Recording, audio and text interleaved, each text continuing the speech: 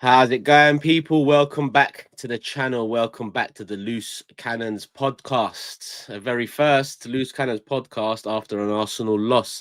And yeah, we welcome back Jordan, James, as always, to the panel, and a special guest, as always, in Dylan, AFC Dylan on the socials. I'll put the main channel on the description below. Big up Dylan in the building. I'm sure you've still Cheers, seen lads. him before, but yeah, he made it nice and early after traveling up to Birmingham for the game. But listen, before the game, Dylan, what are you saying, man? You good? What was I good before the game? Did you say? No, no. I was in a great mood. Before we Yeah, get into the game, ever since it's been pretty miserable, to be fair.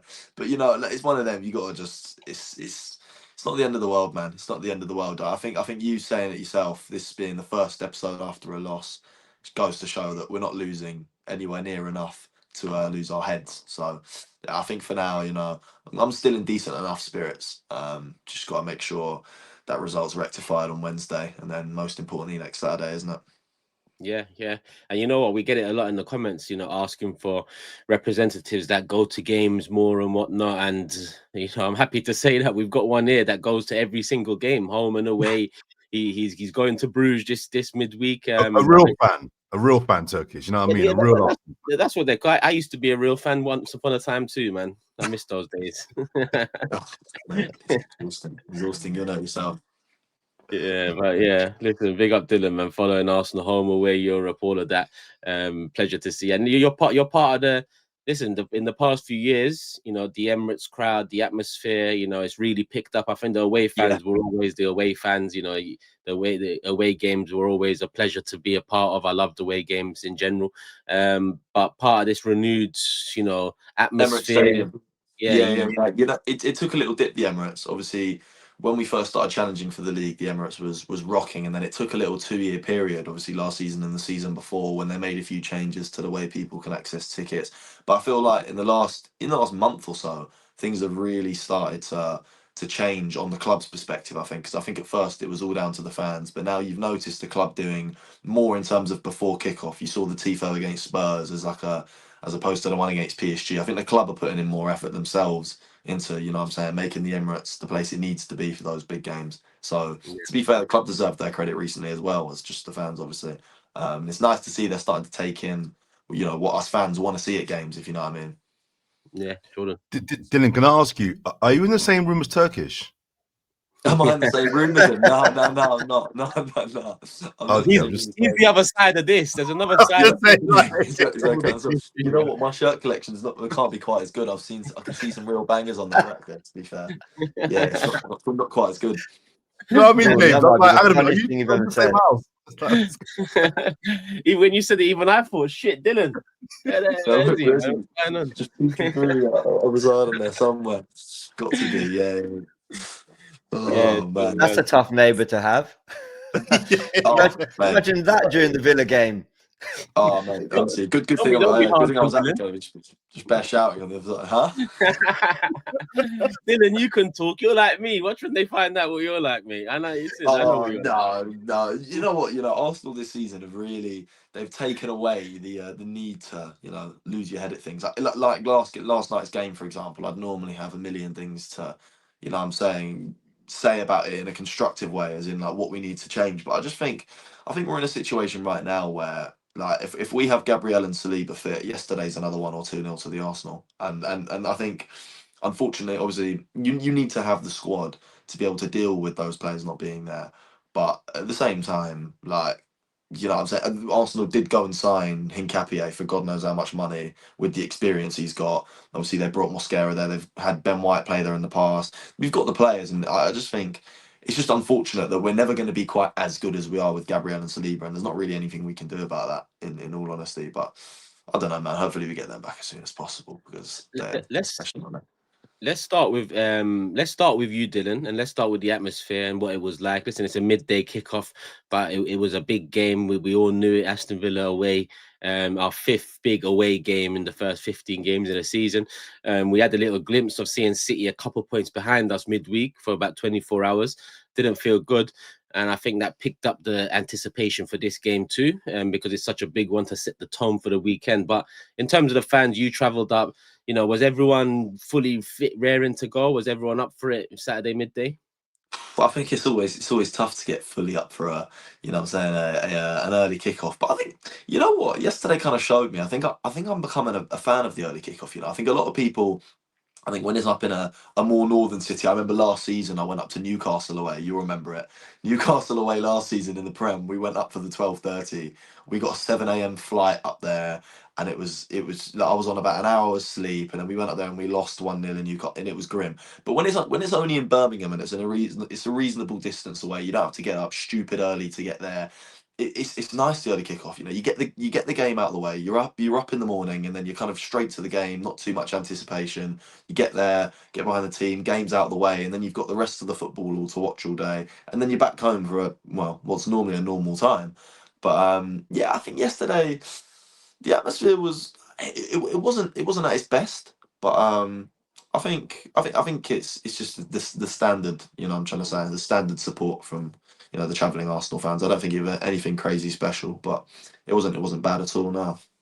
Yeah, James, let's bring you in. Atmosphere aside, I mean, you know, we didn't win the game.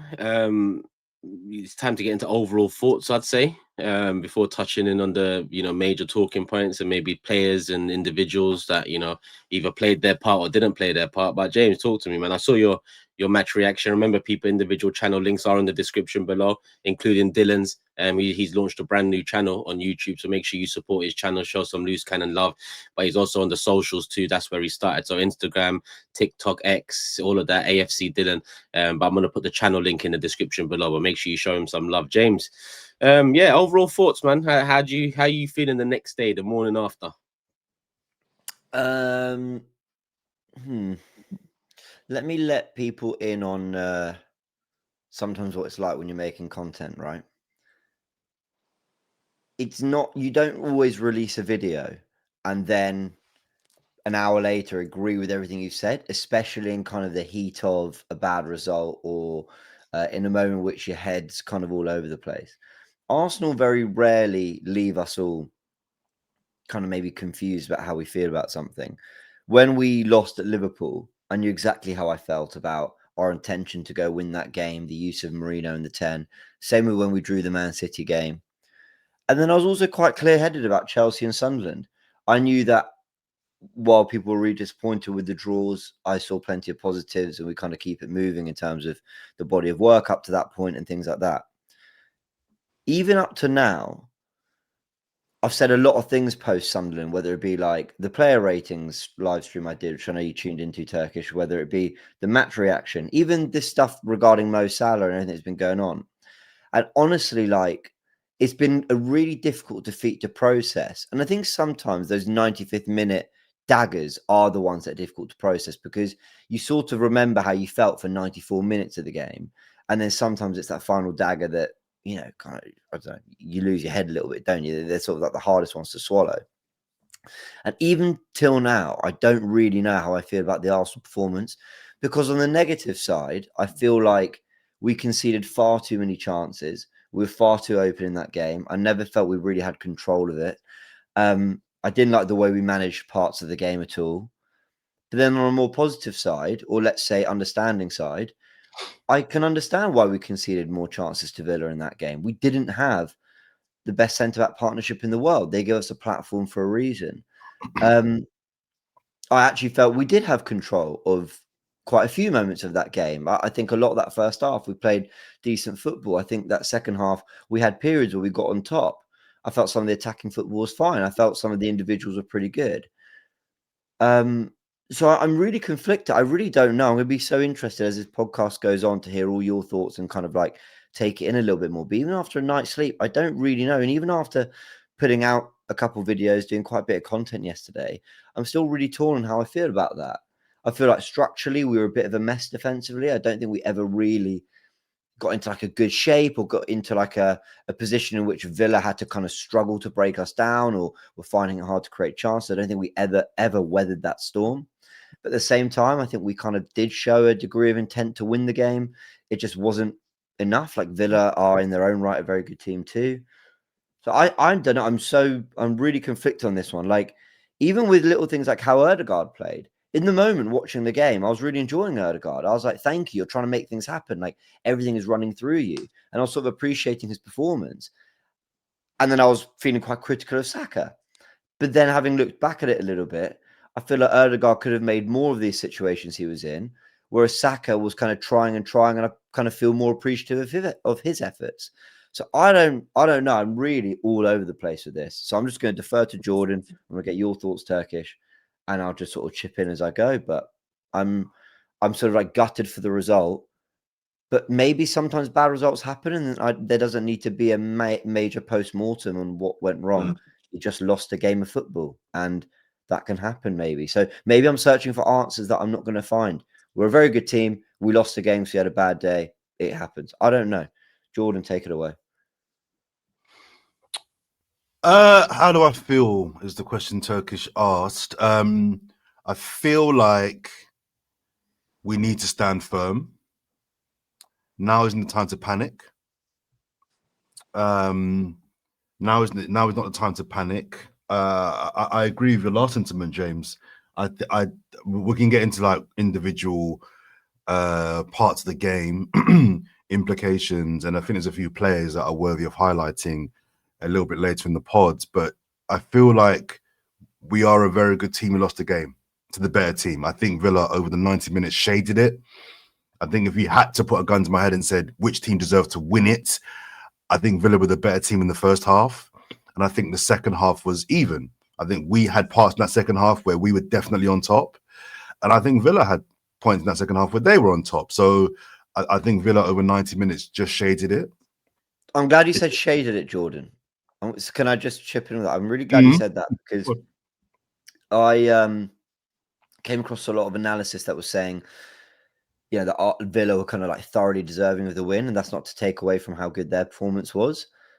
But it kind of implies that we were bad, and I didn't think we were bad. But anyway, carry on. No, I don't think we were pretty bad in the first half, but yeah, second half I'd say. Again, I didn't even think we were. I thought we had more control of the game first half than the second half, actually. I don't think we created much. I agree with that. I don't think we recreated a lot in the first half, but I thought we had more control in the sense that, like, we were pressing well. We had the game roughly played in and around their half, more in the first half than the second half, where I felt it was more basketball, if you know what I mean. I don't think we ever really had control, excuse me. We never really did, but yeah. Of the game, but I don't think we were bad. I just think Villa were better. I just think, and that can happen. We got Aston Villa. I mean, they're a very good team. They're a very good team with a very good manager, of whom I want to speak about a bit again later in the pod as well. And I feel like we lost to a very good team in very good form at a ground where they have a very good record. I think you know what it is, Jordan. God. Sorry to cut you, but it can happen for sure. But this is the third it can happen in the last 5 games, and that's where it doesn't read well, because you can only have so much. It can happen in a season. Sunderland, it can happen. Sunderland away, tough, last minute. Listen, it can happen. Chelsea, 10 men, it can happen, right? This is the problem with this one for me, because this is the third one. You know, they add up. They add up, brother. Now, I mean, now this Everton one in 2 weeks. Can you be held away at Everton? It can happen. No. I think we're at the stage now where all that great work we've produced in the first however many games of the season, it doesn't look as great anymore with City 2 and Villa 3 behind us. I definitely hear you. I hear you. I think Sunderland away, Chelsea away, Villa away. I mean, those 3 teams, if I'm not mistaken, are all in the top 6. Sunderland's still in the top 6. They're all in the top 6. Sunderland right? were 4th, Chelsea were 2nd, and Villa were 3rd. Like, for context, they were all so in their pomp. We're not dropping points to teams in the bottom 10, bottom 5, right? But I agree. There's only so many of those games you can take. Of those 3, I actually think the most concerning of those 3 ones was the Chelsea one. And I said at the time, I think we'll look back and I think we'll regret not winning that one. Sunderland away, you might think newly promoted team, you got to go there and win. But Sunderland must have been one of the top 3 informed teams in the league the time we played them, probably apart from us and Villa. So and that was a last minute goal. Do you know what I mean? So I take your general point that you can't keep saying that can happen, that they do add up. But I'm not losing my head on this one because I just feel like we lost to a team that were just a bit better than us. I don't think we're great. And again, let's dissect that now. But my overall general thoughts are, let's not panic. I'm not panicking. I know City is 2 points behind us, rare, but I'm not panicking. And I don't think the club and the fan base should panic either.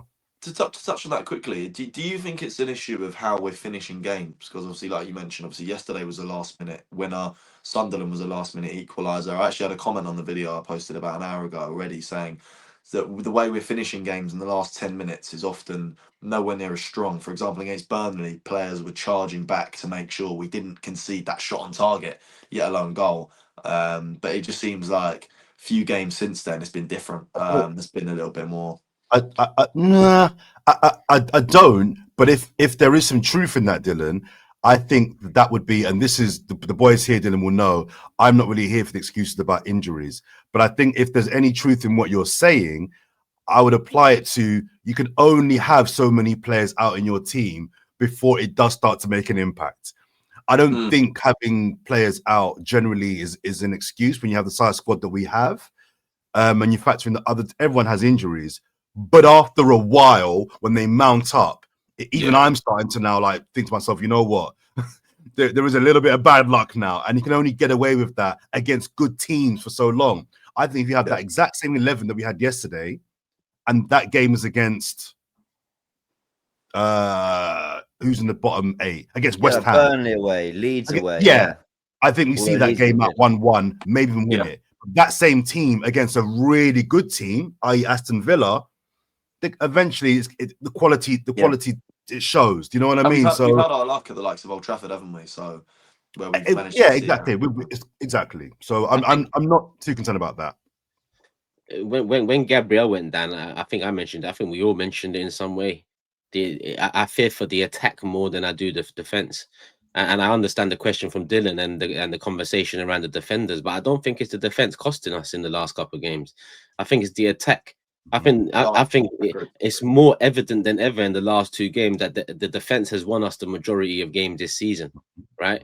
It's time for the attack to start doing the same. Now people can say it's unfortunate because the attack has only really come back into a state of, you know, should I pick him there? Should I pick him there? Because not too long ago we had 6 injuries in attack, but the ruthless nature of the Premier League means that, you know, we're in a position now where our defense is weakened, regardless of how much we spent on Hincapié.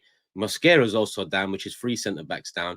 Regardless how good Timber is in the middle or how good Ben White was at right back, they haven't played together as our 6th centre-back combination of the season. So naturally, you're going to have moments. Naturally, you're going to have goals that you look at, you know, with a side eye to Hincapié, for example, where he should have cleared it in the last minute. But generally, I feel like in the Chelsea game and this Villa game, we just didn't do enough. I think in the first 10 minutes, and people, I don't see no one mention this, in the first 10 minutes, we should have been 2 goals up before Watkins had that chance. But we don't see it because the opportunity came, the chance didn't. A lot of people praised Odegaard's first shot of the game where he cut in and then took a shot because the keeper made a save. He should have passed it in that moment. And I'm not just saying to Odegaard to shoot more. What I'm saying is make the right decisions in that final third. If you go back and watch that, he should have just angled it to Saka. It was an easy pass. And Saka, one touch is 1-0 from there. And then Mourinho had the exact same opportunity with the exact same pass. About 30 seconds later, he hits it out for a corner, for a goal kick. Those 2 moments should have been a goal each, right? And then what happens? Watkins goes and has his big chance where then Villa should be 1-0 up.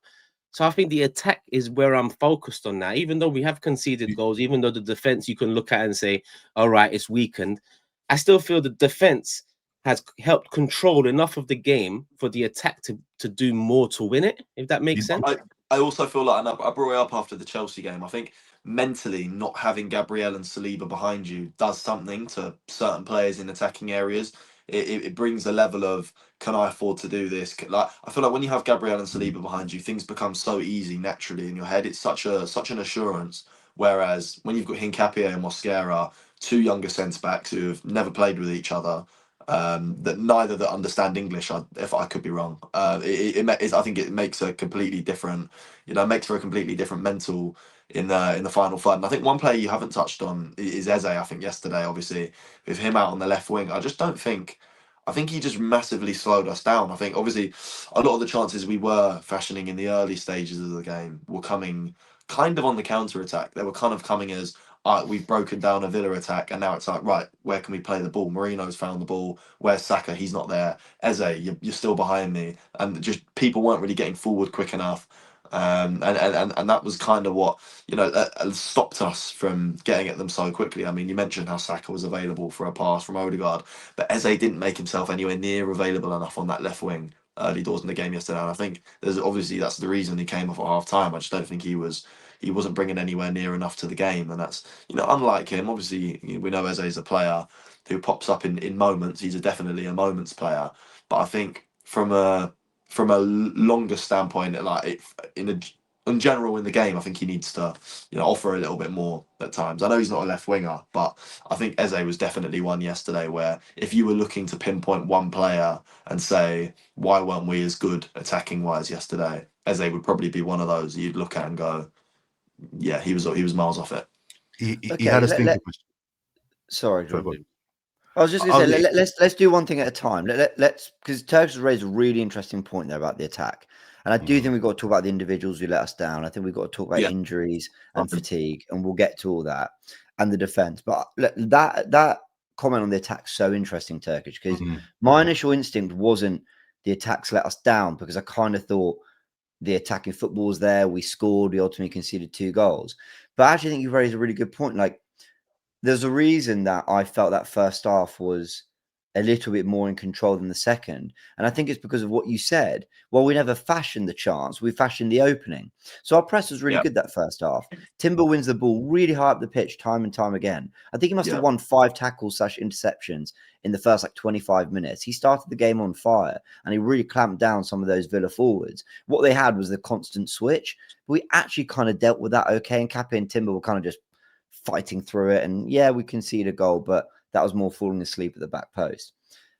You're right, there were quite a few moments where we'd won the ball and we played a couple nice passes, just like get your shot right or pick the right pass, and we're in on goal. And I completely forgot about that Marino, who was awful, by the way, that Marino overhit pass to Saka, the one we praised him for getting right the other day against Brentford. He gets that one wrong, and that's a big opportunity to put him through on goal. Odegaard, I was thinking, you're shooting, well done, but you're right, either pick out the right pass or, my word, ask a better question of Emi Martinez. Declan Rice had another when he drove in and he tried to kind of side foot it into the far corner, and I'm thinking, lace it, man.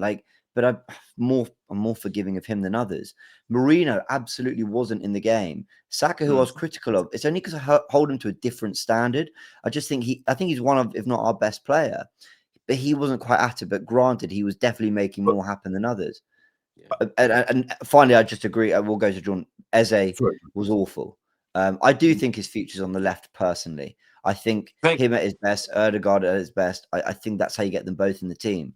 But he didn't have any understanding with Calafiori whatsoever. So I totally agree. The attack, what they do is they breed confidence in the defense. If they had more shots, actually asking questions of Emi Martinez, if we'd fashioned more chances or got a second goal, which I think on another day we maybe get for some of the football we played, then that defense just probably eases up a little bit. We're not having to press and chase all 90 minutes as we were inevitably. Go on, John. Sorry, James. Yeah, I mean, it's a really good question that Turkish asked there. And sorry, forgive me for taking it slightly away from the game. I want to come back to the game and phases of it as well. But on that point of the attack, I can't get the question that Cam's posed us when he came on our podcast out of my head for the last 3 weeks. Cam said to us, he said, who in your attack basically is the guy?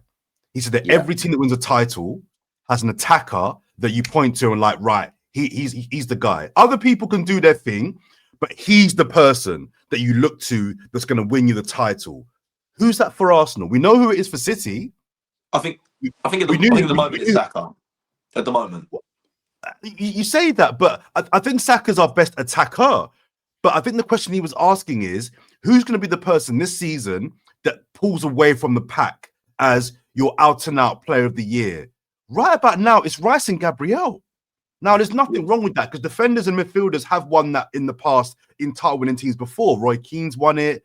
I think Village has won it 3 times. So your best player in the league winning season can be a defender. Virgil van Dijk's won it, and Kante's won it. Fine, but generally, it's an attacker that pulls you away to a title. Who's that guy for us? I'm not so sure we've got a guy. And I think Saka's our best attacker, but it got me thinking, of all of our attackers, fit and unavailable, we haven't got an elite one. We've got very good ones. I can But see Saka why you. aside, Yeah. have we got an elite attacker? City have got one. Liverpool have got a few. Chelsea have got a couple. Oh, we've got one. Have we Who's got Chelsea's? Who would you say is Chelsea's? I would say Palmer's their different. Palmer's their golds. Palmer's their guy that if you put the right team around him, Palmer will drag you to a title. I don't know who that guy is for us. It should be Saka.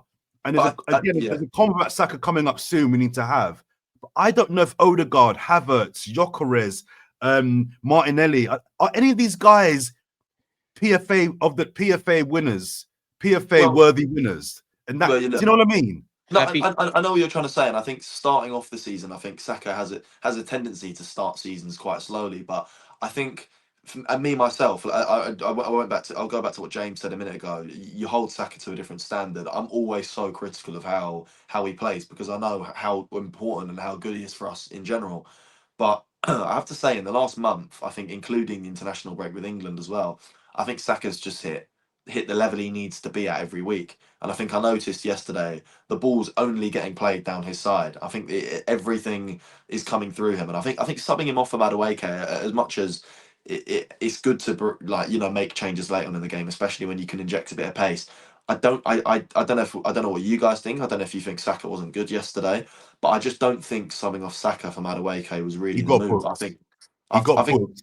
And then there was a I foul I know he got booked. But I think with the way Villa was setting up every time we were on the ball, it was never going to be get Madueke, because Madueke's kick and run and get you down to the byline, and then it's like, kind of, what do we do from here? Because we know his end product's nowhere near the level of Saka's. Whereas I think if we kept feeding Saka that ball for the remainder of that game, eventually he's going to pick out that one pass like the one he did to Havertz at Brentford away a few years ago. Do you remember when he cuts in? It's just that one ball and he gets it right on. Well, Mourinho Chelsea last week. There you go. But yeah, like if you just keep feeding Saka the ball, eventually he's going to get it on the money. And it doesn't take beating a man or getting in behind or a counter attack. It just takes a moment of brilliance for Saka. Whereas I don't think Madueke yet. I think maybe in years to come he could, maybe with Arteta's coaching, grow into that player.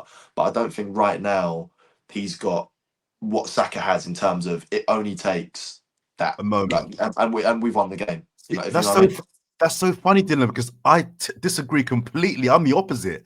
At that time when he got booked, he then fouled again after, and I got the vibe. He did, but that wasn't the booking was never a foul in the first place. You probably realise that. But then I think even after that, I think that foul was never one you're going to get a second yellow for. But the point is he might have. And right about now, what we don't need is Saka out for 2 games or for a game. So I think we didn't need to. Yeah, but Arteta didn't take Partey off last year against PSG when he had a yellow card with 10 minutes to go, 5-1 up, right? So now we're going to assume that he took Saka off at 1-1 because he got a yellow card. Well, let me land. Well, first of all, why can't a man learn? Yeah. Second of all, Saka wasn't having a brilliant game, and whilst I agree with Dylan that Saka can give you that moment, I totally agree with that. I just feel like at that point Villa were trying to get him sent off.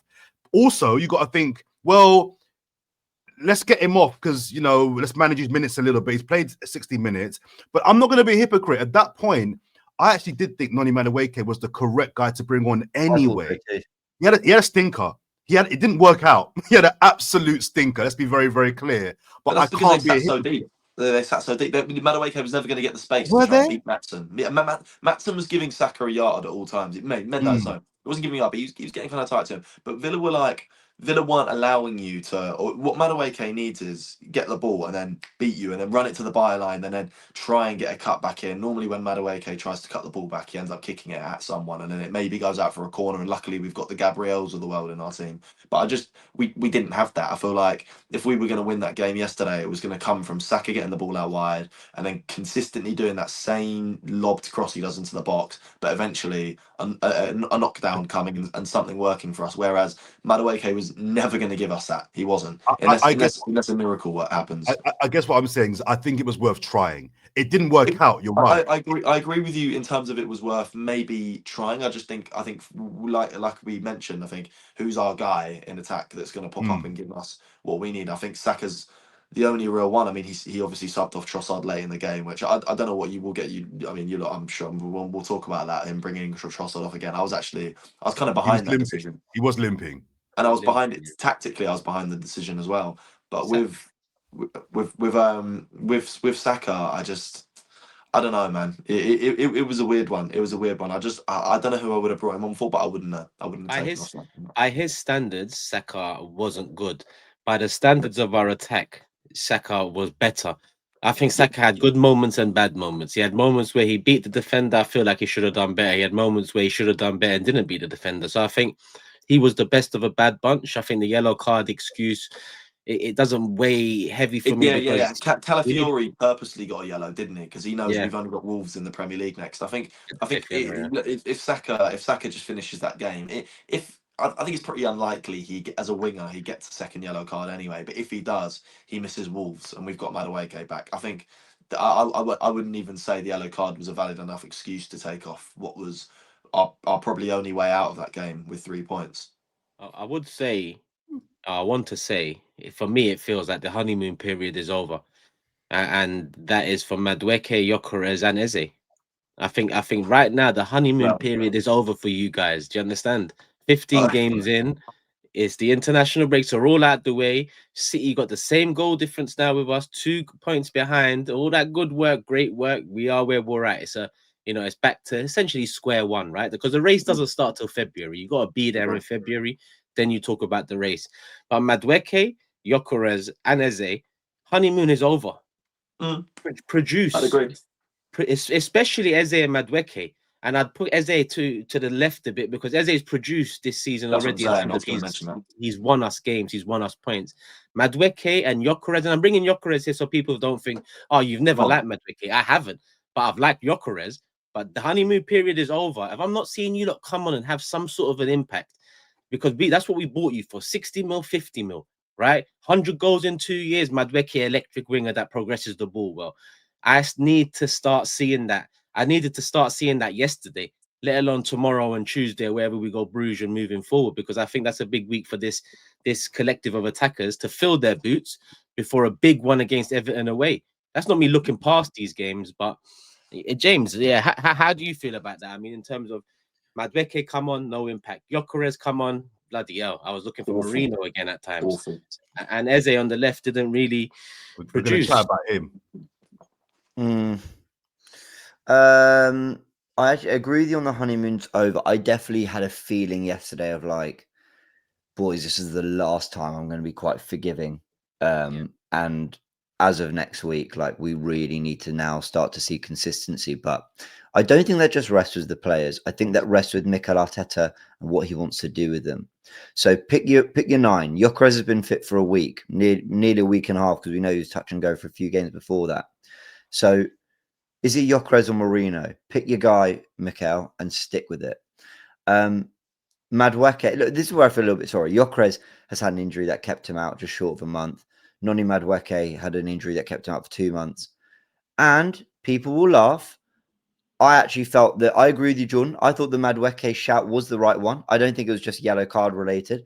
I think he saw Villa stepping onto us and he wanted to add some pace going the other way to give them a reason to drop 5-10 yards.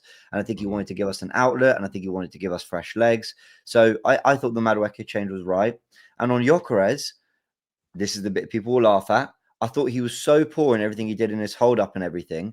But Mourinho was so bad in that first half that I was actually just grateful for him even making a run in the channel, even like drifting into different areas of the pitch, because Mikel Mourinho had been so static. But I'm forgiving him, Mourinho, to the point that he's not a striker, he's a midfielder doing a job. And it's like, okay, all right, you know, I appreciate I'm not really, unless you're literally on the end of chances, I'm not actually expecting much else from Mikel Mourinho. Now, the honeymoon period is kind of over, but Arteta now needs to settle on what they're going to do. So I think Eze's future is on the left of this team. Just because I think Ødegaard will be at the heart of whatever we try to do. Whether we think that's right or not, that's what Mikel Arteta will want. So I think you get Ødegaard in that midfield with Zubimendi and Rice. You get Eze on the left, but you've got to give him a free role where he can drift into the 10, where he can just instinctively play the game. Don't make him a touchline winger, because he's not just a touchline winger. Having said that, though, I don't think that run of games is going to come for Eze anytime soon, because the 35-minute cameo we saw from Trossard was really good. He came on, he scored. He just looked more secure in possession. He looked like he had a few more better ideas. He gave the ball away once or twice too, but I sort of liked the personality he showed when he came on. So Arteta, and I keep making this point, and this is where injuries, and I think we should talk about injuries and fatigue in a little bit. Arteta needs to find a degree of consistency in his 11. I don't blame Mikel for not having had that up to this point. I get it. He's kind of been forced to chop and change. That's not on him. But these players won't find their best unless they are playing regularly, building partnerships. Eze and Calafiori need to build a partnership like Trossard and Calafiori have had. Gyökeres and Ødegaard need to find that understanding like they did it against Olympiacos in that one game where we kind of saw them click a little bit. Same with Saka and the right back. I was actually surprised he played Ben White at right back and not Timber yesterday. Only because it meant it was 3 players in the back 4 who weren't in their best position or regular starters, as opposed to 2. And I actually think while Ben White offers more to the right-hand side, this is a game where we need to clamp down the wings. So, yeah, Timber had a really good game, to be fair. But I still think in hindsight, he should have gone White centre-back and Timber right-back. Keep as many dynamics as possible on that pitch as regularly as possible, because Timber, we've put him up as one of the best right-backs in the world for his form this year. So, again, a lot of that is injury forced, and I sympathize, but I don't think we're going to have any cohesion in this team. And actually, I kind of credit the team for finding any degree of consistency this season, but we're not going to find that for a real Premier League title run-in if we are constantly chopping and changing. So as much as you can, Mikel, keep that team as regular as possible. Now, what's difficult is, I've just mentioned fatigue. I've just mentioned that we ultimately need to rotate and rest more. But I think we need to be cleverer, like bringing on Norgard against Brentford. I don't see why we shouldn't be able to win that game with Norgard on the pitch and taking Zubimendi and Rice off. Okay, Rice came off, but maybe Zubimendi too. I do think the odd Champions League game now, we've got to see one of those two, if not both, getting rested a little bit more. So it's a really fine line, but in the Premier League, we need to try to get a bit of consistency in this 11. I agree that Timber at right back rather than Ben White would have been the better option. I don't like Timber at centre back. I know he plays there for Holland, but I just don't like Timber at centre back. I've never been. He did play well though. Yeah, he did. Yeah, he wasn't bad at all. But you mentioned you mentioned you want to see more partnerships and connections sort of starting to build. But you also mentioned Eze. You think his future is on the left, and you want to see him build a partnership with Calafiori. But wouldn't you say Trossard's arguably been our best attacker this season? I was going to get. Sorry, go on, Jane. Go on, you go. No, you go, Jordan. You go. I was going to get to Trossard next and say that Trossard is really showing of what Mikel Arteta wants from his left winger. I think he's the perfect guy for him. I think he gives you the defensive stability from a left winger that you get from Martinelli, but he also gives you the attacking impact that I think could have got from Eze. Eze was awful yesterday, and he was right to be hooked at half time. I mean, the goal he conceded is an example of if Martinelli. We haven't even mentioned that. That was all Eze's fault as well. Completely. We're going to mention it now because if that's Trossard or Martinelli, I think I'm quite confident in saying they're not sleeping at the back post. And you can see his reaction straight away. He knew. They're not sleeping last night either. They'd be getting dogs abuse. Yeah, they would. And listen, that might just be he's not been Artetaed yet, right? He's not been programmed that as a left winger, you've got to do that might just mean he needs to be worked on a little bit more. But Trossard and Martinelli don't concede that goal. But even going forward, as James said earlier on, or you, Dylan, said, he offered nothing going forward. He was absolutely awful, right? But Trossard is your archetypal Mikel Arteta left winger because he gives you that attacking threat. It's actually quite mad how good Trossard is considering he has no pace. He has zero pace pretty much, but he's really, really techy and really good. Gets up and down really well, defensively reliable, offensively gives you something as well. And I think we definitely missed him. I think we need to look at buying a left wing in the summer, full stop. I think we've got to prioritize a top left winger in the summer. But right about now, Trossard is definitely the guy. Marino stunk the place out for sure, and was This is also where, right. sorry to cut you, but this is where the Madueke signing now, because a lot of people after 3 games asked me to apologize for my opinions or my frustration with the signing. Now you're asking for a left winger. I thought he was the left winger. Let's not forget we spent 50 million on this guy. And I'm talking about Gyökeres as well. We spent money on, right? But this is a winger that Arteta brought in, and apparently it's for the left wing, and that's. But was it though? Because no one's bigged up Trossard more than me. In the summer, I said, nah, move Martinelli on, keep Trossard. That's a great squad player right there. Best 12th man in the league. But I'm going to be honest, his 40 minutes wasn't great. He had his moments, and that's what Trossard is, moments. So every time you watch Trossard start or play an elongated period of time, you realize he's probably not a starting left winger in a title winning side. 100%, 100%. Great 12th man. Yeah. But where is Martinelli stepped up a bit, but injuries curtailed that step up a little bit. Eze really needs to step up if that's the position for him, right? Whether you believe he's better central or not. Obviously, Odegaard is loved by Mikel, and Odegaard's the captain, right? So he needs to take that by the horns and make it his. But you're right, Trossard's far and away. Dylan is it's not arguable. He's our best attacker this season, most efficient, most reliable. You know, he's probably won us the most points. And he's not been great. Yeah, but like you just said, he plays in moments. I think Fulham away, where he gets us the winner, he was terrible that game. He was awful. You've obviously got the Sunderland game as well, where I think was one of his better performances. But even then, you find him, you notice him so much slowing us down, getting the ball out wide, not making the decision to find whoever's playing in the 10 or find the striker as quick as a Saka would. I think there's so many examples of Trossard having an awful game, but it only takes that one moment where the ball falls to him, and more time he's going to put it in the back of the net. Can I just go back to the front line? So I was saying Marino I thought was awful. On the last podcast with Troops, you asked us, Turkish, who would start up front. Oh, he's lost his place. He's lost his place. Marino. He's lost it.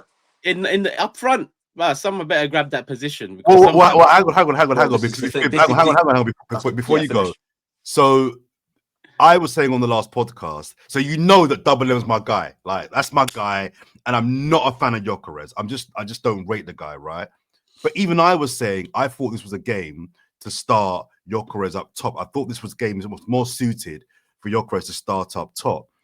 Now, Marino was absolutely awful in that first half and right to be hooked. I want to talk about, let's have Glock Watch now, because the excuses are running out a little bit for me now. Because I think that Gyökeres technically is not of the level to play for Arsenal Football Club. He's just not.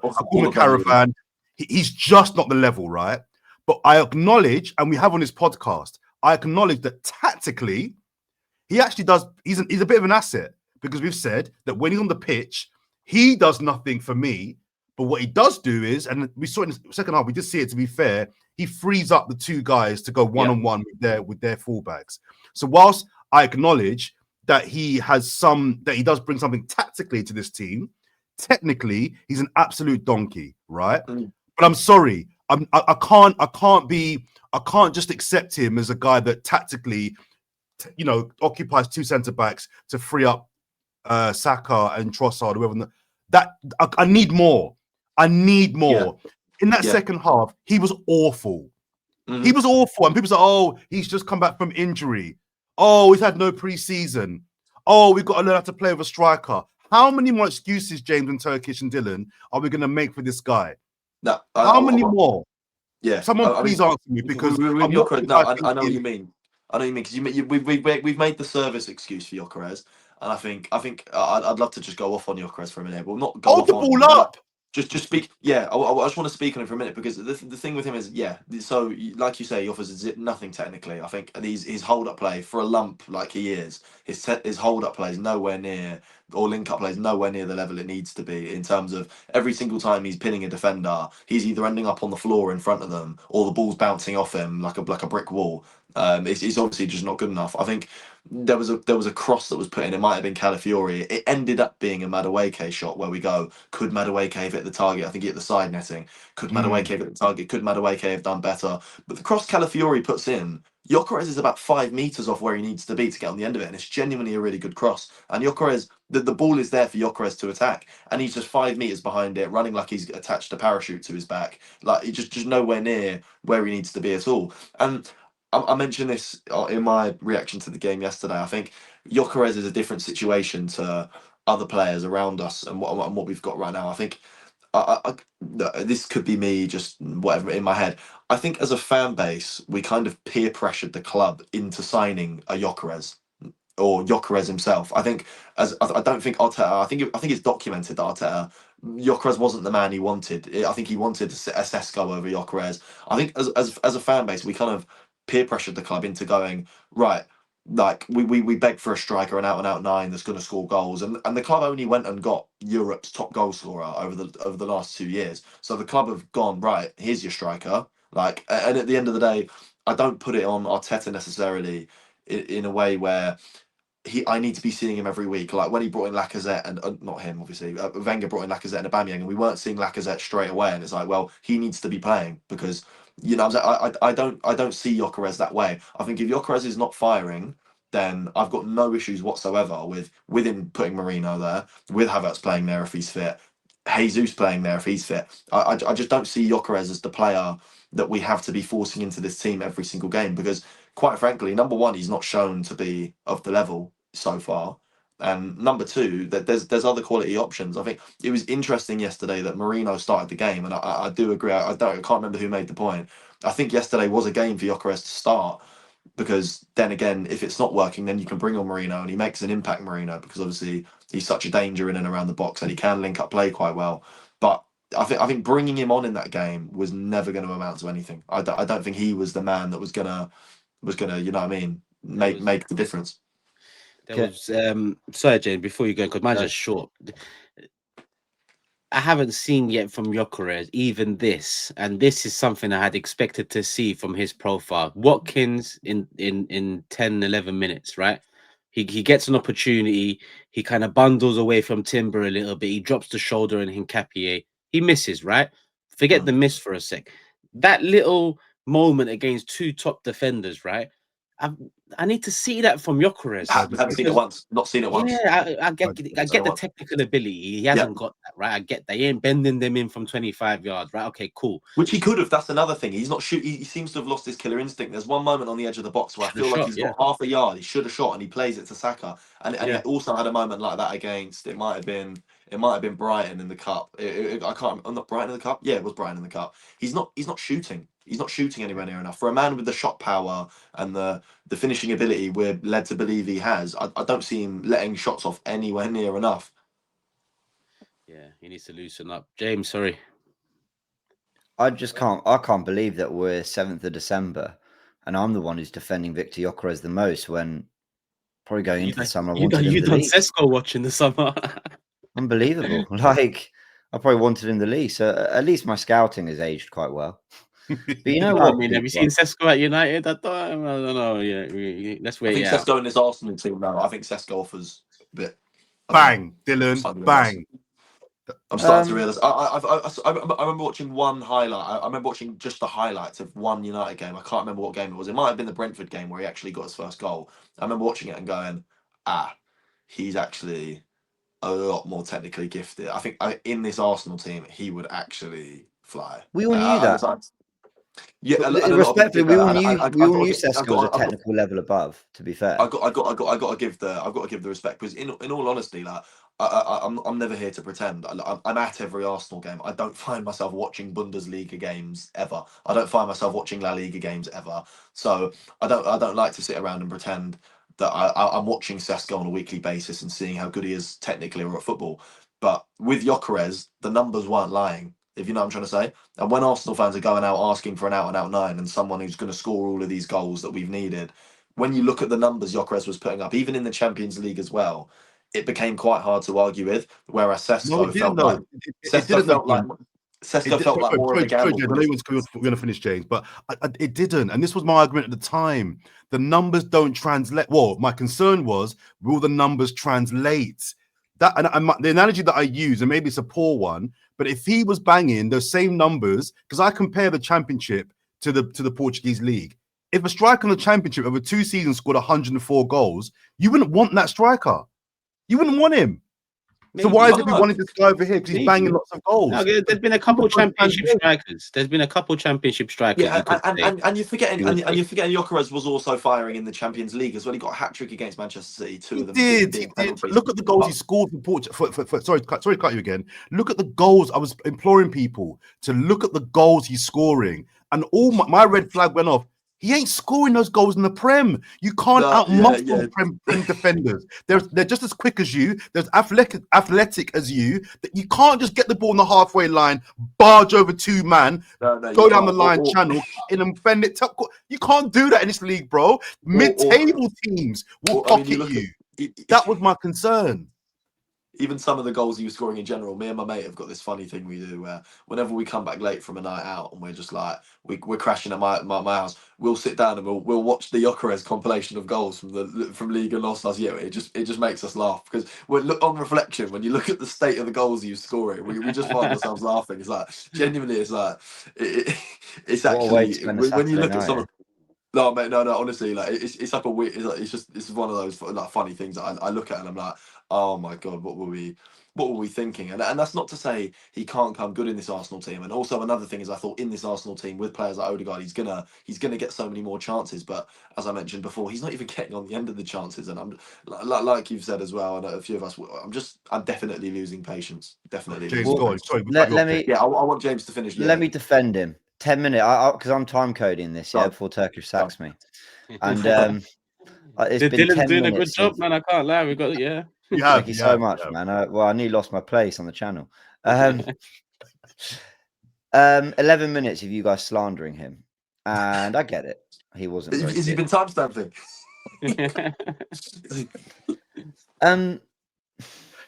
These 3 away games, Turkish made a great point. It can happen, is fair on an individual level. Sunderland away, Chelsea away, Villa away, all back-to-back becomes a concerning trend. And trends worry me in football. Victor Gyökeres didn't start any of those games. Who started? Mikel Merino.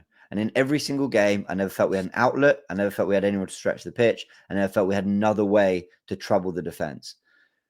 The 4 away games we've won this season, Man United away, I've got them here. So it's Man United away, Burnley away, Fulham away, and Newcastle away. Granted, he started at Anfield and we lost. I don't think we ever deserved to lose that game. But Victor Gyökeres started in all those games. And in those games, while we weren't defensively perfect, Fulham, whatever, Man United was a bit messy, I felt we always had an ability to hurt the other team. Man United caused us loads of problems, but we also could have scored 4 goals in that first half through the sheer amount of kind of transition moments we'd created and things like that. Fulham away, Burnley away, I thought we were very secure defensively in what we were trying to do, but Fulham had sort of a 20-minute period. And I felt Burnley was some of the best we played in terms of that first 45 minutes.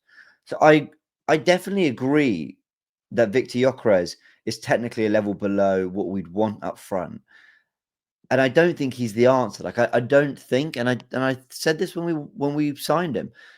I don't think it was a case of signing a player who was going to win us the league. Victor Gyökeres was never going to be the guy who single-handedly won us the league. But I still believe we play our best football and he's up front. I still believe we have better avenues to goal. I still believe we ask different questions of the opposition. I believe he pulls into wider areas. I believe he runs the channels. I believe his hold-up has been better than people give him credit for. I believe he gets into more natural goal-scoring positions, and actually we're still trying to understand him. And we saw that with Odegaard and him, linking up against Olympiacos, where his finishing wasn't great, but the running was the kind of thing I want to see from my striker. And I don't think Kai Havertz, Gabriel Jesus, or Mikel Merino make those kind of runs. And I keep saying that I think other players have benefited from him being up front as opposed to some of the other options. Now, I need all that stuff to get better. But to give him credit, I think it was getting better. I think at Newcastle, his hold up and technical play was good. I thought against Atletico Madrid, it was good. I thought at Burnley, it was the best we'd seen all season. And I think at Man City, against Man City, it was all right. But he gets injured, he's out a month, and then we just thrust him in against Villa and gone, hey, can you make a difference? Now, I know we're saying £50 million player here, £65 million player here. We're expecting more. But look at the Premier League. Look around. Like Man City, we're talking about them being the Sharks and catching us. They've lost 4 games this season to Newcastle, to Villa, to Brighton, and to Tottenham. Not even away at Anfield, not even away at the Emirates, not even away at the Bridge. And they've lost 4 games already. It's taken a little while for Shirky and Foden to start cooking, but they're getting there fine. And these were meant to be dead certs. This was a former player of the Premier League Player of the Year too. So I know it needs to click quicker for Arsenal, and I am sympathetic, and I am critical to a point, but I'm also sympathetic to a degree of like, the Premier League is so tough. And I just never expected Gyökeres to walk in, and it just happened immediately. And I actually think we've got a decent amount out of him so far. But this is where Arteta needs to pick his guy and stick with it. It shouldn't be Marino. I agree, he's lost his place. But if it's going to be Gyökeres, or you've got Jesus now, or when Havertz is back, pick your guy and give them a run to get the momentum. Get Ødegaard or Eze, whoever it is, playing with the striker they're going to play in, week out with. Get those rhythm going. You say, James, you agree with Turkish that it's not Mourinho anymore. But the whole point of me bringing up Gyökeres in this section wasn't just to bash him. It was because I think Mourinho's performance arguably played him out the team, but I'm not sure that Gyökeres' performance played him into the team. I don't think Gyökeres' performance says. Gyökeres' injury played Mourinho into the team. Well, Marino shouldn't be our main striker in an ideal world. I think he shouldn't. But of all of our options, who right now has got the best form? Yeah, I mean, I'll tell you what. But has he? But this is it's a myth. Sorry. With Marino, it's a bit of a myth. He scores goals. He's clutch as hell. I'll give him that. And again, he's a midfielder being asked to do a job up front, and for that, he's got my respect. But like, was he in great form in terms of like everything, like his all-round game, like everything you need to be a modern-day Premier League striker? I don't think it was, and this is why I felt harsh in the Brentford loose cannons we did, where I was saying, yeah, but I know he scored, and I know he got the assist, but there's still more I wanted. This is the reason why, because when you don't give us that one moment, which granted is a big moment, we need to see the team benefiting and functioning, because you're the guy leading the line. And we haven't had that from Marino outside of the Tottenham game. Tottenham is probably the only one I thought, no, everything kind of clicked. Maybe Bayern. Yeah. Games. It's true. And to be fair, I've referred to Gyökeres for most of the season as the sacrifice. I'd call Gyökeres. With Marino obviously, like you said, doesn't make. I know what you mean, but Gyökeres actually does, you're right, he does make the wingers better. For as much as he's not really producing himself on a personal level, he does make the wingers better, and he does, I think we are a better team when he plays up front. But I think there are other players that can give us that and add the goals. I think Gabriel Jesus is a prime example of someone who can make the team better while also chipping in with more goals than what Gyökeres is giving us, or at least against teams. Like, yes, no, because when you look at the goals that Gyökeres has scored, he scored a penalty against Leeds, a goal against Leeds, and I hate to do the thing where you mention the teams he's scoring against, but Jesus is a player who can score against hard, big teams. Whereas Gyökeres, even in his sporting days, even in the Sporting League, never really scored against Porto or Benfica. And you know what I'm trying to say. Whereas with Jesus, I know he's capable of scoring against any opposition. It's just maybe his finishing isn't of the level of another player. But I feel like Jesus makes everyone around him better. I don't think there's any denying that Jesus definitely makes the players around him better. I think his link-up play. He's our best facilitative forward. I agree with that. He brings everyone into the game more. I definitely agree with that. But we are in danger. Obviously, was the problem. But we are in danger of like when we see something we don't like, we're then in danger of like propping up everything around. So Ekitike just scored 2 goals for Liverpool, yeah. But there was a patch for a month, 6 weeks, where Liverpool fans weren't loving Ekitike. I've seen some Newcastle fans be critical of Voltemade. Man United fans aren't loving Sesko. And now I see a lot of, well, when Havertz is back, that was always Arteta's guy. But oh my word, I was never convinced by Kai Havertz up front. And Gabby Jesus, I agree, he's given us all the strikers in the team, he's given us the best peak. But that came before 2 major knee injuries and 2 major knee surgeries. And is he going to come back and be the answer? So I just, I talked about trends and the away trend worrying me. One trend I like is that when Victor Gyökeres had led the line, I think we've played our best football, and I want more from the guy. But I'd rather bank on him getting comfortable in the team, getting comfortable with the physicality of the league, his first touch cleaning up, and all that starting to come together like it was. I'd rather bank on that than other players we've known haven't been good enough. Some of them aren't even natural strikers, just suddenly becoming the answer for us. But Arteta doesn't like. I don't think Arteta from the bottom of his heart. I don't think Arteta genuinely likes playing with the type of player Gyökeres is. I feel like he much prefers a player who can facilitate for the players around him. I think, like I mentioned earlier on in the pod, I think the club were peer pressured into signing Gyökeres. I think after not winning the league 3 years in a row, I think it got to a stage where it's like, right, well, something's got to give. Let's try it. And I still think Arteta would much prefer to play with a Havertz or a Jesus, or even like we saw yesterday, Gyökeres is fit and he's still gone with a player who facilitates almost in the way Marino can. And I just think when Havertz is back fit, I know you mentioned before, is he Arteta's guy? I think Havertz probably. I think for as much as I don't agree. I think he probably still is Arteta's guy at heart. Yeah, Arteta. I agree with you. Arteta will play him. He's got a massive chance, Havertz, though. He's got a massive chance. He's got a big chance to come in, and I think this is, and I think it's the final chance, in my opinion. I know a lot of people think that transfer's gone well. I don't know how people make sense of that, but he's got a massive chance here where it looks like we can achieve something this season. No one's grabbing that spot that he's left, pre-injury. When he comes back, if he can come back in and have that second half of the season, like 23-24, for example, then I think we go win the league and he becomes pivotal part of that. I'm not talking about his wages anymore. I'm not talking about what he lacks. I'm just talking about what he played in terms of, So maybe that's the last, because I wanted Gyökeres to look at what Marino's doing and come off the bench or start maybe against Brugge and then Wolves and bang 4 goals, because you're looking at a CM, you're starting ahead of you. Use that pain as motivation, right? If he doesn't, then I'm looking at Havertz to come in and say, none of you men have taken my spot, so I'm coming to show man what I'm gonna do now. So I think Havertz, and if it doesn't work, bring me Julian Alvarez. People think I'm connected to Gyökeres. I just want a striker that does what we need the striker to do. But where's the Jesus appreciation? Because I do think Jesus can do these things that you're mentioning. I think he's done out here, Dylan. He's done out here, man. But he's not, because before he got injured, he popped up with 2 brilliant goals against Crystal Palace 3 days after scoring a hat-trick against Crystal Palace. And then we thought, right, is this just a purple bag? Scored against Brentford as well on New Year's Day when he got another goal there. And it's like, right, so he's always given us the all-round game. He's always given us that. That's never been a problem. The problem was how many goals he can score in his finishing. And now he's starting to kind of click into gear with that.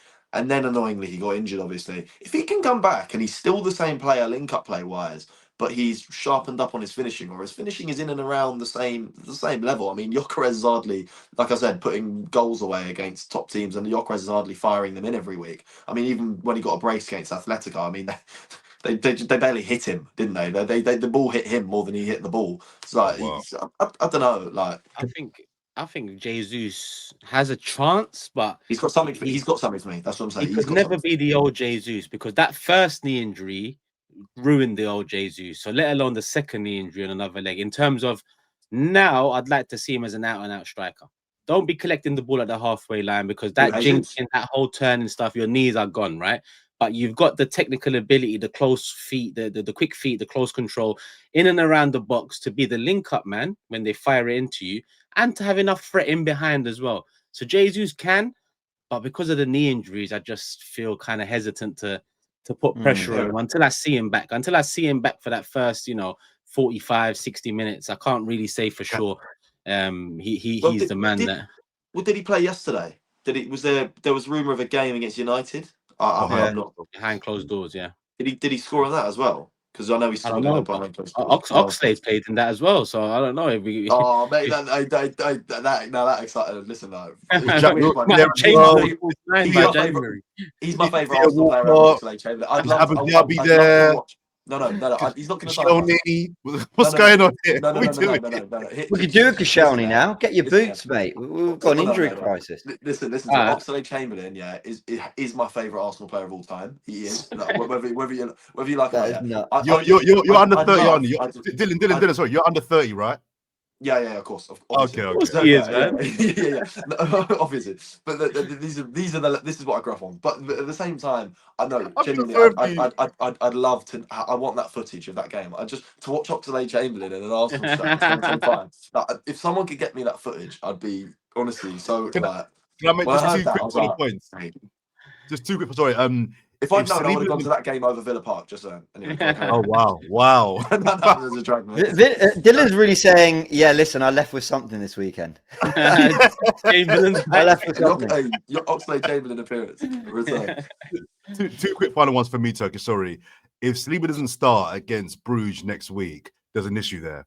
That's 2 games in a row now. Arteta said he should be fit to play the game coming up, and he's not played. I don't know what's going on there. Do you want him to play against Bruce? I want to know that he's back and can play. I want to know that he can play, because right now I don't know if he's a few days out, if it's a minor thing. That's back-to-back games now. Arteta's alluded to the fact that he should be fit for the game coming up against Villa, and before that it was Brentford. Yeah, Brentford. Yeah. And he's not playing either. So let's keep an eye on that one. And just finally and briefly, I always find this game, Turkish, fascinating between us and Villa, because the 2 managers, right? And Villa obviously kind of killed a couple of our title charges over recent years. Emery's got one over Arteta. Emery's the man. If you ask me what manager has Arteta's card, it's Unai Emery. And also, I just think I want to just briefly talk about him for a very, very brief period, because I think the disrespect that Emery gets is so bad. For me, he is and has been, since Klopp has left the league, the second best manager in this league. And all this talk we had of as Arsenal fans that Arteta's better, for me, was absolute nonsense. Unai Emery is the most underrated manager in Europe. And the way that he makes players better, what he's doing with Aston Villa after getting them into Europe a couple of years ago, into Champions League, they had a really poor start to the season, and now they're 3 points behind the league leaders. I think he deserves some respect. I didn't have a big issue with him being fired at Arsenal, because I think he'd lost control. He lost, and I didn't think he could wrestle it back. But the disrespect that he received, and I'm going to mention it as well, even the whole, we take the piss out of how he says good evening, I thought stunk. I thought it stunk of xenophobia. I thought it was really out of order, and I didn't like it at all. This is a man. There? As someone whose match preview was good evening. Now, I'm going to say the other side of that coin. I come from a Turkish background where my dad says it pretty similar, or I pronounce words quite. That's why I don't like it. And no, but that's why I don't mind it, because it's like, even growing up, part of the banter was, you can't say that word properly, but really, we appreciate that. I know how to speak Turkish and English, so that's 2 languages. Unai Emery knows how to speak Spanish and English. So that's I think you're right. There's a nastiness to it, but there's also, in this modern day, there's too much. It was a meme. It was. I don't think. His pronunciation of evening was never a critic of his managerial ability. It just became a meme because we were crap. Yeah. But you say that, but I don't think Turkish is xenophobic. I don't think a lot of everyone that says it is. But I think it was seeped in this kind of piss taking of foreigners speaking English. And I think if a Jamaican or a Nigerian that didn't quite say something, we wouldn't accept it. And if people did say it, we would call it out. I never liked it at the time, right? I didn't like it. And as you said, this is the man that speaks 4 languages. Most people mocking him can't barely speak English, let alone a second language. I can speak 2 languages. I think James can as well, and I know you can too, Turkish. So I just didn't like the way that he was disrespected and mocked. This is a top manager. And he obviously gets passionate about beating Arsenal because the way he was treated, and maybe rightfully so. I did think it was right to fire him, but I just want to make the point, this is an elite manager. I think he's the second best manager in the league and always has been, since Klopp has left the Premier League as well. And I just thought that what he's done with that club, I just think is phenomenal. And if you give him the same time and money as Arteta, would we have had a Prem by now? Maybe 2? I don't know. Yeah. I don't know. There's a difference between a manager and a coach, though, isn't there? I think Arteta's a much better coach, but Unai Emery, you could argue. I think because when people you say that, I'm sorry to cut you, but under his tenure at Villa, pretty much every player's got better. Yeah, but look at what he's done with certain Arsenal players. He's got Trossard. He's revolutionised Trossard at the age of about 30. I He's got agree. Mikel I agree. Merino. He's got Mikel Merino. Like, obviously, for all of the slander we've given him, what Mikel Merino's achieved in 2025 on a personal level is pretty ridiculous for a player who's pushing 30 and has been a midfielder, not even an attacking, a central midfielder I'm saying in a they're different both. league. In a different league, all of his, what I'm trying to No, say. no, I'm So I agreeing with you. think from I'm a saying they're coaching both standpoint, approaches. from a coaching standpoint, in terms of making players and what he gets out of it, I definitely put Arteta above Emery. But yeah, on a managerial basis, I think there's definitely a conversation to be had there. And I think Arsenal fans are so dismissive of that conversation. But like you mentioned, I think from a managerial standpoint and where he's taken the team and what he's achieving with the team, I think there is an argument to say Unai Emery's a better manager than Arteta. But on a coaching level, I'd probably put Arteta above. I don't want to. I like Emery, but he also pisses me off because he's cost us over the years, and I hope this latest one doesn't cost us. So I don't want to talk about this one too much. I think there's another manager to talk about, and a team we haven't talked about for a couple of weeks, and I mean briefly here.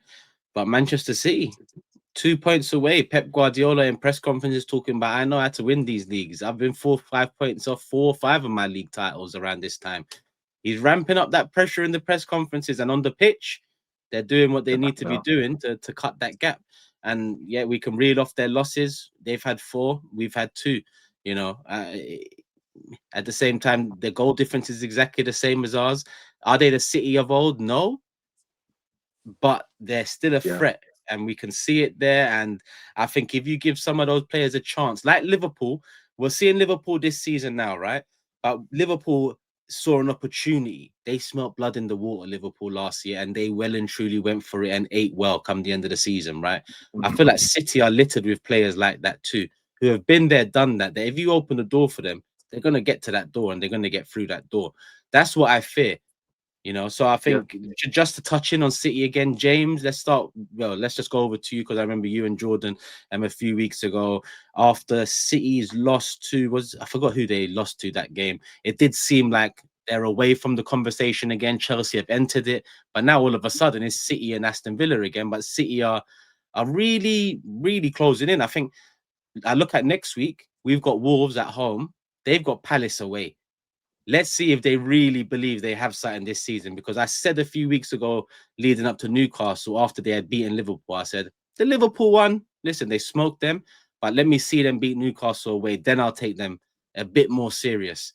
They didn't, but they're now 2 points behind us. So I'm saying, let me see them beat Palace away. They're serious without ever looking serious, City, because they have so much quality, talent, and more importantly, experience. That I feel like we can't discount them. That's why I'm so frustrated, because we should be 7 clear of them right now. It just a couple of these games away from home in the last 3. That's why it can happen. Not after a third game, not after a third, because that's built up too much now. James, do you look at City differently now, or do you think it's still a bit early? Because listen, City have played Villa away from home, Newcastle away from home, Brighton away from home, and Arsenal away from home. So as much as we reel off our 5-6 away fixtures, they've got 4 tough away grounds out of the way as well. It's not just we've played away games and they haven't. They've got, if it is us two, that April Etihad trip, I'd rather that be Emirates. Look, okay, so here's what City have. The experience, they've been there and done it. Pep Guardiola, and the thing that Cams has sort of infiltrated in Jordan's brain, and I think rightly so, Foden, Haaland, even someone like Shirky, Doku in that kind of form. Players who are just like match winners, scintillating to watch. They play the best attacking football in the league. And let's make this very clear. I just said that I wasn't getting carried away when they beat Liverpool. You know, this idea that they'd click then and it was all kind of going to happen. Since then, they've lost twice. Leverkusen at home and Newcastle away. They conceded 4 from 5-1 up. Well, yeah, they conceded 4 at Fulham, were 5-1 up in that game. They went life and death with the Leeds. Sunderland's the most probably impressive, comprehensive win of the lot. So I just said I wasn't having them at the level everyone else was, but I never discounted them for the Premier League title, and that goes back to the start of the season. You mentioned the away games. Look, it's the 7th of December. They're always going to have played some away games, but they need to go to Anfield. They need to go to Old Trafford. They need to go to the Bridge. They need to go to the Stadium of Light. And yes, we go to the Etihad, but I think we've shown that. Huh? Chelsea twice. Yeah, they got them at home too. I think they'll smoke them at the Etihad, to be honest. So, smoke them. Am I Turkish? Anyway,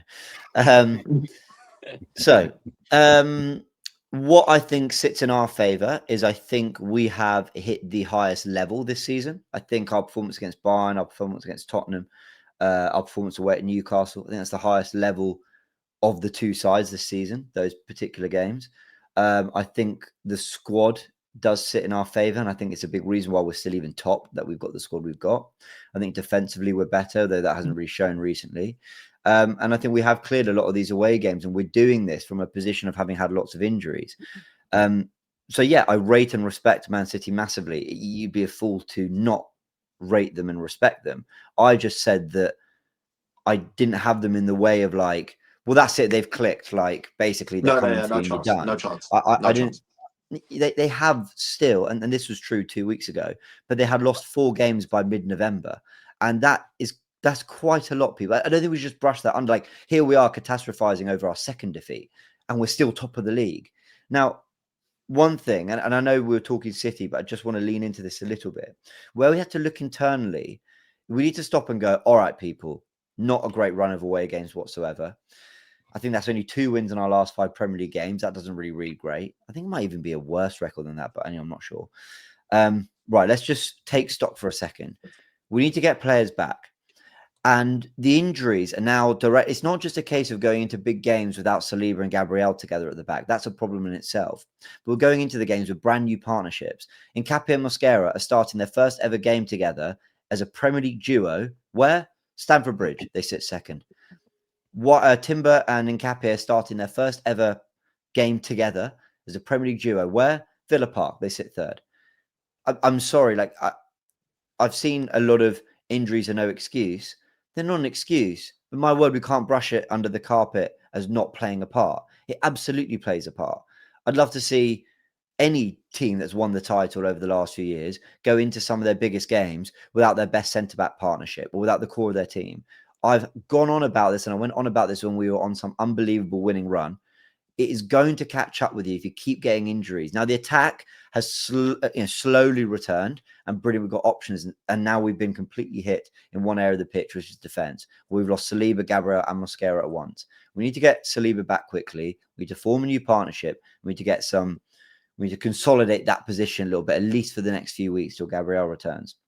And where I think it's having an impact is fatigue, because players are essentially going out and playing regular minutes all the time and not getting the particular rest they need. Having said all that, we need to look internally too. So was there more opportunity to play Norgard and give Zubimendi and Rice a rest at times? Was there more opportunity to get one area on the pitch? I don't know. Like, is there a point in which our football maybe is too full throttle, too energized, too on the attack, not on the attack, but too intense, let's say? You know, I know we praised the Burnley moment, didn't we? Look at them all rushing back to make sure that we keep that clean sheet. And I think, Jordan, you might have made this point. I think you might have said at the time, tell me if I'm wrong, I think you might have said, yeah, but can we do that all the time? You know, maybe there's a degree of that looks great, and as a 5-second clip, we're going, look at the fight for the cause. We're also 2-0 up away at Burnley in the 94th minute. Do we need to be sprinting back with that intensity, getting 8 men behind the ball in that particular moment? I don't know. So maybe we need to look a little bit at energy conservation. We need to look a little bit at the intensity with which we play certain games. Now, I'm forgiving. We've just had Tottenham, Bayern, Chelsea away, Villa away, all in a run of 5 games. So I understand why the intensity levels had to be at a certain point. We've now got Brugge away and Wolves at home. I want comfortable, barely out of second gear wins. I don't need a statement from Arsenal. I don't need them to go out and remind everyone the football they can play. We just did that against Bayern and Tottenham. We know the level we can get to. I don't need to learn that. I would happily take a couple 1 or 2-0s, some clean sheets, you know, no injuries, keep it moving, everything just nice and steady onto the Christmas run-in, because Everton away will be tough. Brighton, did I say mention? Yeah, I think Brighton's one of the games. Palace in the cup. I don't want to go out of that. So I just wanted to touch on that bit. Like, I definitely think we were absolutely blowing at the end of that game against Villa. And some of it is not our fault, but some of it we need to look at where we can manage intensity a little bit, I think. Let's look ahead, people. Hit the like button. Make sure. Well, usually I ask for 1,000 likes, but one of our community members, Kasim, said, "Why don't I ask for 5,000?" I'm gonna apply some middle ground here and ask for 3,000 likes. And we're an hour 18 minutes in, so we should have hit that already. If we've hit 3,000 likes, make it 5. If we haven't hit 3, what are we doing? Make it 3. And if Dylan doesn't message me saying, "Yo, I've got this many subscribers off Loose Cannons," then I ain't gonna be a happy man. So make sure you show Dylan some love. People, go subscribe to his channel, and obviously the rest of the lads, you know what it is. I'll let you know at the end of the show. But regarding Bruges, let's just do a lineup. Let's just do a lineup and see how we look at it, and then make a prediction. I mean, do we do Raya in goal? Does that? Oh, is it Kepa in goal for this one? I don't know how important is it. Kepa in goal. Everyone agree with that? It's not an important game. It's not an important game, but I wanted to touch on what James. I don't want to set James up for failure, or James let him set himself up for failure. Bruges are not going to give us the same game Wolves are next week. I think Bruges they're a team that drew 3-3 with Barcelona a few weeks ago. I don't think we can expect to go into this game and absolutely walk it and get a clean sheet. I think we I don't think we'll walk it. I think when the lineup comes out before that game, you're going to be like, oh, he's gone strong. I don't think it's going to be a case of like a Slavia Prague away or something. I think we're going to look up the lineup and go, oh, he's actually gone pretty strong today. And then I think as the game begins and gets underway, we're going to realise why it needed to be a strong lineup. So I don't think Bruges is the game. It is the game that we're thinking it's going to be in our head, or the game we think we need in our heads, like a Brentford at home in the middle of the week where he was able to rotate everyone, which worked in the end. I think Bruges, we're going to find ourselves using a lot of our main players, unfortunately. And I think getting a result in that game obviously isn't important in the slightest, but I still think Arteta will take it massively seriously. The Bruges game. Better question then. Who don't we want to see? Because I don't really want to see Zubi or Rice. No, and that's a major change. We're not that heavy in midfield, though, are we? We haven't got a million options in midfield. We're not. It's Norgard and Marino. That's the replacements. Yeah, play him. Yeah. Are we assuming Saliba's fit? Yes. Okay. If Saliba's fit, for me, simple as this: Kepa and goal. And by the way, I agree, Dylan. He'll go stronger than we're probably anticipating. Firstly, and secondly, Bruges are no joke. No team away in the Champions League is a joke. I'm not. When I say barely get out of second gear, that's in the knowledge that I'd be happy with the point. Like, I think we should be able to rotate and not lose the game. But, and even if we lose, I'll literally say whatever. Just honestly, for me, genuinely coming out of that game with all of our players fit is more important than 3 points.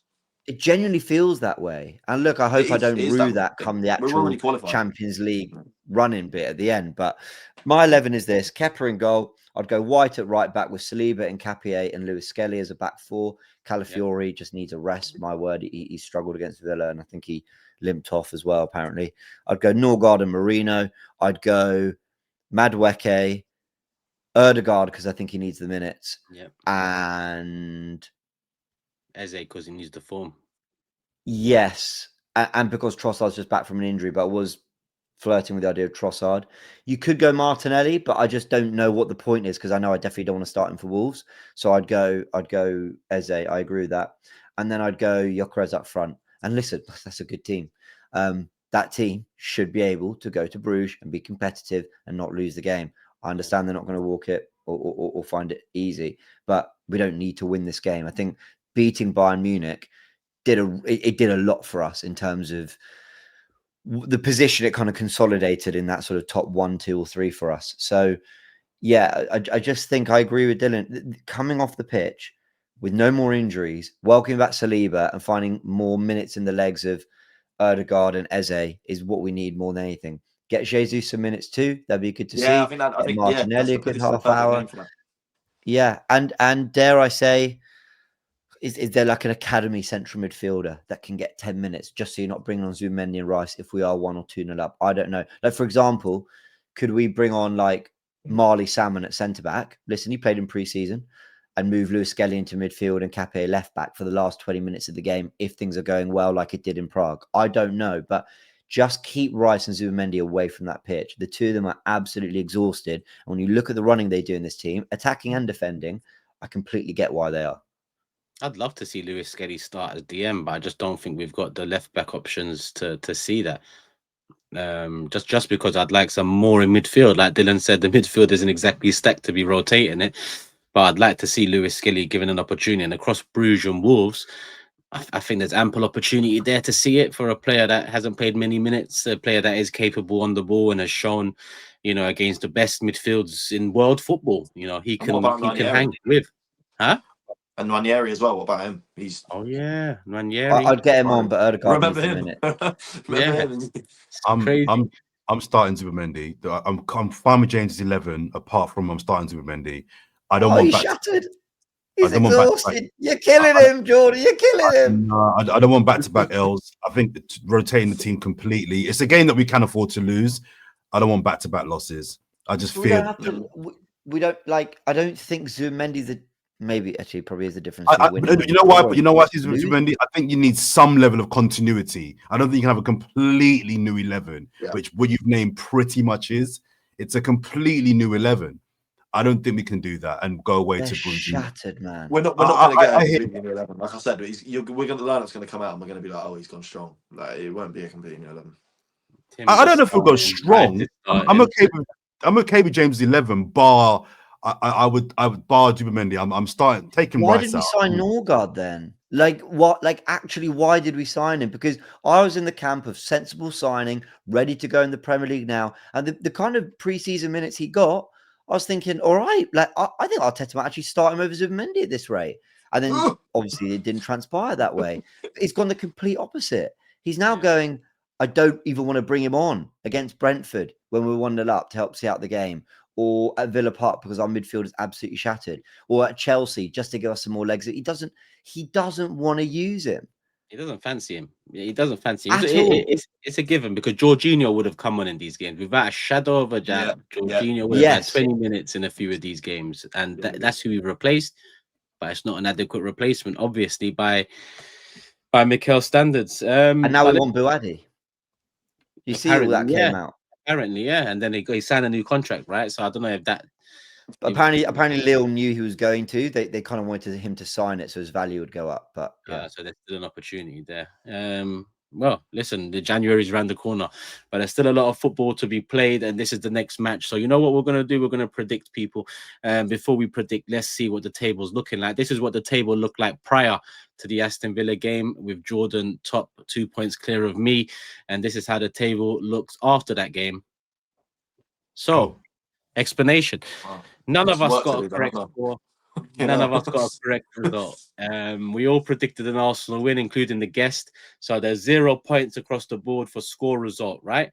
Looking at the players and the star men that we all picked, James picked Rice, who got a 0. The guest also picked Rice, who got a 0.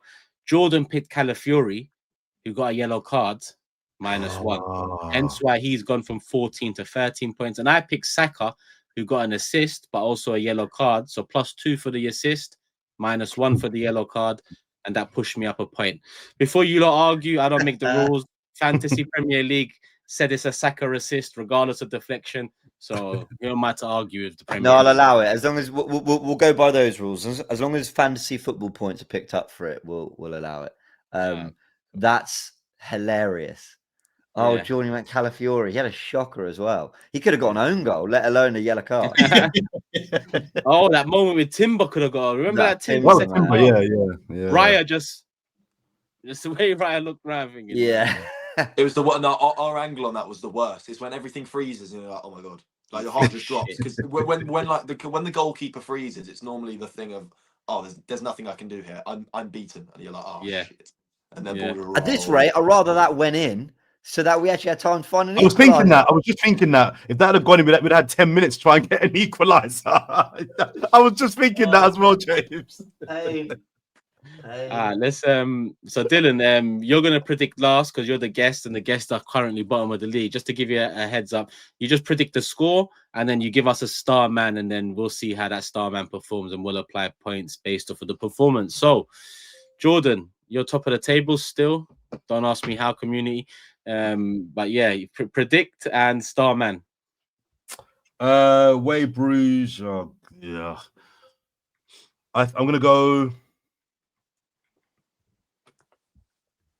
1-1. Starman. hard to know who's going to start. Yeah, That's the problem. Ezra, get the stinker out your system. I would have gone with him. Okay, cool. I'm gonna go. So you've gone 1-1 Eze. I'm gonna go 2-0 Arsenal, and I'm gonna go Gyökeres. Turkish stinker. There's no chance we keep a clean sheet in this game. No chance. Let's hope, man. Saliba back. We'll see. James. I'm going to go 0-0, and therefore my player is going to be David Raya, because I actually think the defenders might pick up a yellow card. I don't want the minus points, so I'm going to go 0-0 and David Raya. Now you've said Raya, I just see a penalty save in my head flash up. So yeah, let's just I don't think there's bonus points for that though. We have to adjust. Yeah, we'll have to add that in, like the star man. Oh yeah, a lot of people. Sorry, didn't before you go. A lot of people were moaning, yeah, when Rice got star man and James didn't get no points, and I kind of agreed at that time. But you see, tonight or today, Odegaard, Martin Keown. I don't know what was going on with Keown. I don't know what he was smoking on TNT, but for him to give Odegaard man of the match, imagine someone here got points for that performance. No. Sorry, let me start you, Turkey. Sorry. I didn't have a massive issue with him awarding Odegaard. I didn't have a, because there wasn't really an obvious one to pick. Cancel it. Cancel man of the match. Why can't we cancel man of the match? I didn't have an issue with that pick. But Martin Keown, I've never really rated Martin Keown as a broadcaster anyway. His commentary was shocking. And Paul Scholes has tweeted about it as well. TNT will get complaints. His commentary was diabolical. What did Scholes say? Sorry? What did Scholes say? He's biased. He's so biased. Completely Arsenal. Is he? Well, that's next week's guest cancelled, by the way. So yeah, we'll sorry, have to look Martin. someone else. You're not the best guest this week. I'm watching the game, guys, thinking to myself, Martin, like, mix it up a little bit. I rate it because he's an Arsenal fan, and that's his commentary. But you are like, it's not Turkish. It went too far. Even as an Arsenal fan, I'm like, bro. Nah, the Odegaard thing sent me. Odegaard thing sent the man of the match. Odegaard, Buendia. 2 minutes later, I thought, fuck this man of the match. What were you saying about me and Rice? Why was I? Yeah, I didn't get that. No, do you remember a couple games ago? You picked Rice, right, as your star man. Yeah, you and I forgot who it was. And Rice got man of the match in that game, but no goal or assist. So you didn't get no points. So a few people in the comments were like, "Hold on, how can Rice not get no points for James, man of the match?" So. No, because it's too objective. That's what I'm saying. Subject. What's the word? Objective or subjective? Subjective. Too subjective. Thank you. It's like maybe we probably all agree he was great, but we're talking tangible data. Otherwise, we need data. Yeah, otherwise we'll be sitting here arguing all the time. Oh, who's your star man? Well, I thought Calafiori was better than Marino. So okay. All right, cool. Dylan, round it off. Prediction, please, and then star man for you. I didn't give one. Oh yeah, I did. Are you sure you're not smoking, bro? It'll be 2-1 Arsenal, and the star player will be Jordan. What did you say the result was going to be? I went 1-1. Okay, so I'm going to go 2-1, and Eze is the star player. I wouldn't use Jordan for help, mate. Yeah, don't. No, I just wanted to make sure. Don't follow me, bro. I think I'll one up him. I think I'll one up him with the result, but I do think Eze will be the. Yeah, I wanted to make sure I'm not collecting the same amount of points. I think we'll win 2-1, but Eze will be my star player. Or have I got to pick someone different? No. All good, Dylan. So that's the prediction as star man. And Jordan's gone 1-1, Eze star man. I've gone 2-0 Arsenal, Gyökeres star man. James has gone with Raya and a 0-0. And Dylan has gone 2-1 Arsenal and also picked Eze. Let us know yours in the comment section below. That's it from the table and over to comments of the day. I said it last week that someone sent me a comment in and I couldn't find it. So he actually sent in the comment again. It's from At. So this is a comment from a few weeks ago, but I think it does deserve reading. At says, I met Jordan on Thursday at an event he hosted. I played piano there and even took a picture with him on his phone. He even said, quote, I won't forget your name because it's in the script. Now I don't have a shout out or the picture. Hopefully I get justice with comment of the day. Never change, Jordan. And with the reaction I see of Jordan, this is a true story. and I'm just See, sorry. I'm sorry. You're the worst. You know, I'm gonna call you, bro. Hit me up, DM me. I'm gonna hit you up because so I hosted an event. He was playing the piano, Don't did a bother. great job, and he said he's a big fan of the podcast. And I said to him that I would shout him out. I've had a bit of a busy couple of weeks, so I totally forgot. But apologies, bro. Big up you. Thanks for the support and the love. DM me and we're gonna talk. We're gonna talk. But yeah, that is true. That is true. I did forget. My bad. As Turkish would say, my bad. That's my comment of the day. Big up Ats. Go on, James. James is slacking, you know. He wasn't like this on Forever. He's got slack. He's got slack. Now he's just looking around at the time. He's doing what he's looking now, isn't he? Yeah, I'm scrolling through now. They're all right. Just because you're in his position, mate, don't start acting like him. Yeah. All right, I'll go then. Go on. I might find one and play it off. All right, I got a couple. First one, not gonna lie, Noni's moving like Jovino, but even the headband too. Yeah, it's I don't think it's quite Jovino levels, but we need more. We need more, Noni. I don't think he's shown Jovino levels yet. And that's I mean that that's got to be a colour thing. Jovino, Jovino was shit, but he's better. I mean, he showed some more than what we've seen so far this season from Man City. That is brutal. Another one is sidism from Jordan. So I listened back to that and I kind of got now what I said and I get it. What did you say? So I said I meant to say something needs to right the wrong. And I said sometimes it needs to wrong the right. Yeah. And then the last one I've got here, Jordan farts, you sly so-and-so. And I didn't think anybody heard. It slipped out right. But I didn't think anybody heard you in the last part. Dylan, I'm so sorry, Dylan, man. I've invited you to one of the top. He's timestamped it as well. I'm so sorry, man. Community, I don't know. It slipped out. Man. I didn't realize anybody heard. It slipped out. How loose is it down there, bro? That'll do for detail. The thing is, James. Oh, James, I've got one of these mics, right? Like real expensive. They're like proper, like picks up what's near it. So I'm thinking, how does this mic pick up what's happening back there? What do you mean back there? What you got? BBL or something? What's your back doing back there? That is outrageous. Jordan said, "Welcome back to the Loose Colons podcast." Jesus Christ! He said it just slipped out, like it's just open, like just slipped out. It got away. Couldn't catch it.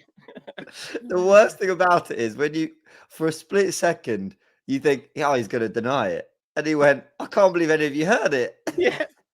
Nah, new rule. The thing is, he timestamped it. We put the time in this. I can't. New rule. You fart, it's a -1 point on the table. That's a new rule moving forward. We need etiquette on this show, please. I'm telling you, please. Before the guests, the guests might start coming on eating, farting, like, bro, we need to have some sort of standard. No, I did about half an hour ago, but I got the technique on lock for the silent ones. You know what I'm saying?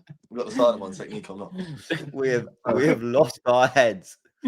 We have lost our heads, people. This is what I lost. We used to be a serious institution. Sorry, Dylan. Sorry. This is a proper podcast. I promise. Like, there's levels. All you've confirmed, Jordan, is I'm never doing a live show with you ever. Like any event, any sort of gathering, any sort of the Loose Cannons live in Islington has been cancelled. We're never doing it. James, in person, I'm the height of manners, respect, and politeness. But when I'm in my house, in my boxer shorts, doing podding remotely, I'm gonna do what I want. Are you in boxer shorts and a jumper right now? I'm running the show. We don't want to know. We don't want to know. Dylan, if you wasn't here, Dylan, I would have locked this show off. But thank you for coming. Appreciate your time, and I'm sorry about how this has ended.